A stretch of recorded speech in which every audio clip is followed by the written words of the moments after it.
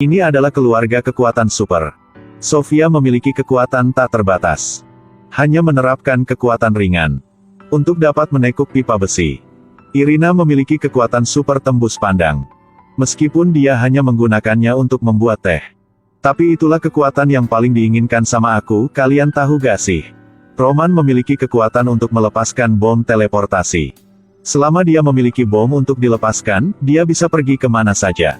Oke, sana lebih keren dari itu. Dia memiliki kekuatan untuk terbang di udara. Meskipun dia memiliki tubuh lebih dari 150 pon, dia masih bisa terbang seperti Pavel bisa berbicara dengan binatang. Dan sering berselancar di video review punyaku dengan anjingnya. Dan paling gila adalah Tolik.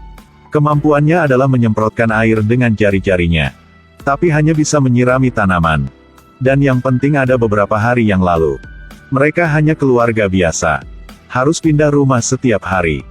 Lalu suatu hari, ketika mereka sedang makan, lalu tiba-tiba sebuah meteorit jatuh dari langit. Tidak ada kejutan, pasti akan ada kejutan. Meteorit itu jatuh ke rumah ini. Ke hari berikutnya, Tolik menggali meteorit itu. Setelah itu, ada perubahan pada tubuh setiap orang di rumah. Meteorit itu telah berubah menjadi seember susu sapi panas. Dan kemudian keajaiban terjadi. Semua orang di rumah memiliki kekuatan beda-beda. Bahkan kakek lumpuh selama bertahun-tahun. Sekarang tiba-tiba bangun dan berjalan normal. Mereka berdua berpikir, meteorit itulah yang menyebabkan anomali ini. Tapi itu menyebabkan lubang besar di atap rumah. Jika ingin memperbaikinya harus mengeluarkan banyak uang.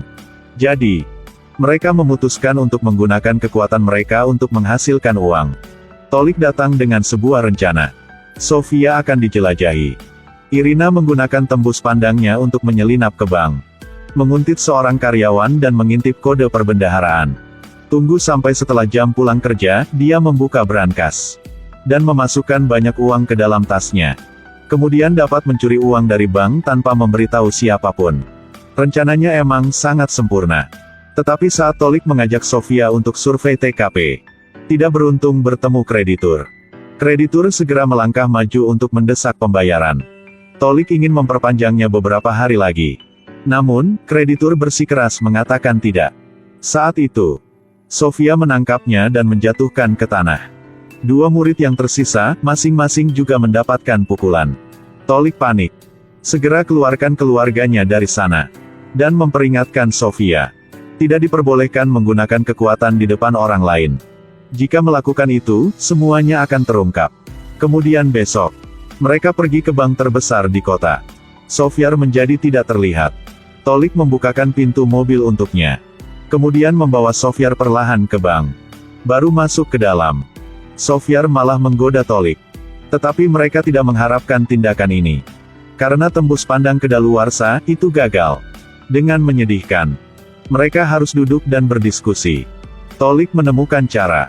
Jika memiliki kekuatan seperti itu, maka harus percaya diri.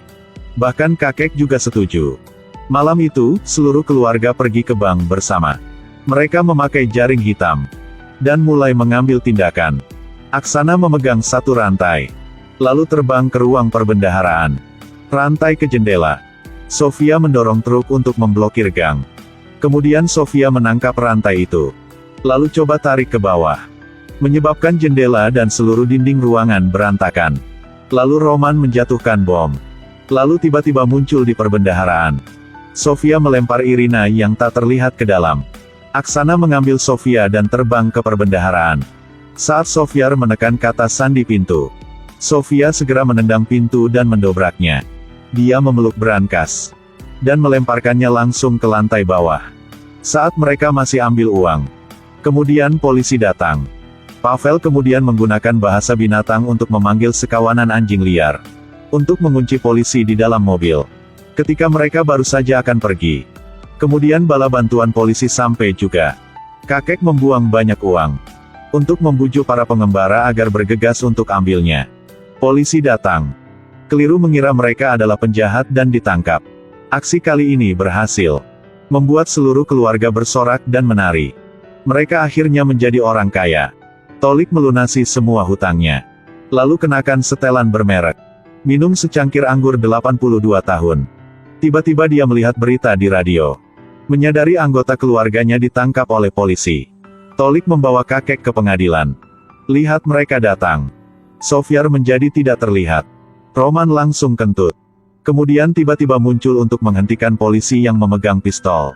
Sofia membengkokkan jeruji untuk melepaskan semua orang. Sofiar menggunakan siluman untuk mengalahkan polisi.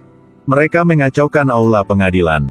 Tapi begitu mereka melangkah keluar, sekelompok polisi mengepung mereka. Pada saat ini, Aksana terbang ke udara. Sepertinya Magneto sedang mendarat, membuat polisi terkesiap.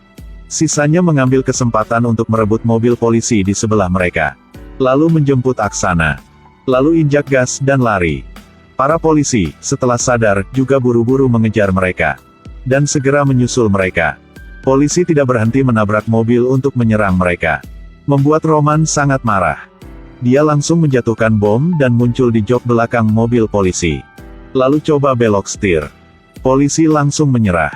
Meskipun telah memecahkan mobil, tapi sisa mobil di belakang masih menempel tanpa henti. Jadi Sofia mengambil tindakan. Gadis kecil mendorong ke depan. Mobil polisi segera kehilangan kendali dan terbalik. Tiba-tiba dua mobil polisi berhenti di depan. Tolik dengan cepat memegang setir. Mobil itu menabrak kios buah-buahan di sebelahnya. Buah terciprat ke seluruh jendela mobil. Tolik segera membuka wiper. Siapa sangka puter tidak memiliki air. Dia tenang kembali. Lalu gunakan jari untuk menyemprotkan air. Dan berhasil mencuci tumpukan buah-buahan. Semua orang sangat senang dan bangga dengan kekuatan dia. Polisi masih memblokir jalan di depan. Sofia kemudian mengulurkan tangannya. Dan ambil tiang dan kembali ke posisi semula. Mobil polisi di belakang tidak mengerem tepat waktu. Dan saling bertabrakan. Masih ada mobil polisi yang mengejar mereka. Tiba-tiba sebuah truk berhenti di depan. Aksana melihat ini dan segera mengangkat mobilnya. Mereka berhasil lolos. Tapi beberapa hari kemudian, mereka masih mengembalikan semua uang yang dicuri kembali ke tempat itu. Karena hanya dengan begitu mereka akan dapat kembali ke kehidupan normal seperti banyak orang lain. Cerita berakhir di sini. Ini adalah film tentang kekuatan super. Ini tentang keluarga yang semua anggotanya memiliki kekuatan yang tidak biasa. Dan mampu melakukan apa yang semua orang ingin lakukan sekali dalam hidup mereka, yaitu merampok bank. Tapi kemudian, mereka juga menyerahkan uang ini untuk bisa hidup normal dan damai. Berbuat salah itu tidak menakutkan. Menakutkan adalah salah, tetap mau salah. Untuk memperbaiki kesalahan, itu benar-benar membutuhkan banyak keberanian.